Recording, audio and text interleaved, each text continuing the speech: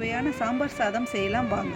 குக்கரில் 150 கிராம் துவரம்பருப்பு, தண்ணீர் விட்டு, பூண்டு 6 பல், 3 பச்சை மிளகா, ஒரு தக்காளி, மஞ்சத்தூள் 1/4 ஸ்பூன், பெருங்காயம் 1/4 ஸ்பூன் போட்டு தண்ணி விட்டு 4 விசில் விட்டுடுங்க. கடாயில் ஒரு கை கடலைப்பருப்பு, 1/2 டீஸ்பூன் தனியா, வெந்தயம் 1 பிஞ்ச், சீரகம் 1/4 ஸ்பூன், மிளகு 6, காஞ்ச மிளகா 5 போட்டு சிவக்க வறுத்து எடுத்துக்கோங்க. வறுத்த பருப்பை மிக்சியில் போட்டு நல்லா கொரகொரப்பாக அரைச்சி எடுத்துக்கோங்க. கடாயில் எண்ணெய் ஊற்றி கடுகு, சீரகம், வெந்தயம், காஞ்ச மிளகா, கருவேப்பிலை, ஒரு கை சின்ன வெங்காயம் போட்டு வதக்குங்க. ஒரு பெரிய வெங்காயத்தை போட்டு நல்லா வதக்கி பச்சை மிளகா, காய்கறிகளை போட்டு வதக்குங்க. கடைசியாக கத்திரிக்காயும் போட்டு நல்லா வதக்குங்க.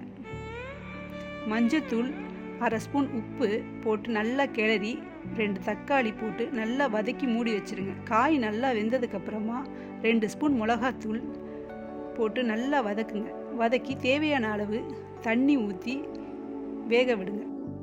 பருப்பு நல்லா வெந்ததும் அதை நல்லா மசிச்சு எடுத்துக்கோங்க. காய் நல்லா வெந்துடுச்சான்னு பாருங்கள். வெந்துடுச்சுன்னா அதில் புளி கரைசலை ஊற்றி நல்லா கிளறி விடுங்க. அடுப்பை பற்ற வச்சு பருப்பில் காய்கறிகளை கொட்டி நல்லா கிளறிக்கோங்க. தேவையான அளவு தண்ணி, 1/2 டேபிள் ஸ்பூன் உப்பு போட்டு நல்லா கொதிக்க விடுங்க. 1/4 கிலோ அரிசி போட்டு சாதம் வடித்து நல்லா மசிச்சு எடுத்துக்கோங்க. சாம்பார் நல்லா கொதி வந்த உடனே ஒரு பவுலில் 3 டேபிள் ஸ்பூன் பவுடரை போட்டு நல்லா கிளறி எடுத்துக்கோங்க. அதை சாம்பாரில் ஊற்றி நல்லா கிளறுங்க. கொஞ்சம் சாம்பாரை தனியாக எடுத்து வச்சுக்கோங்க. தேவைன்னா நம்ம யூஸ் பண்ணிக்கலாம். மசித்த சாதத்தை சாம்பாரில் போட்டு நல்லா கிளறிக்கோங்க. கொஞ்சம் கூட கட்டி இல்லாமல் நல்லா கிளறி விடுங்க.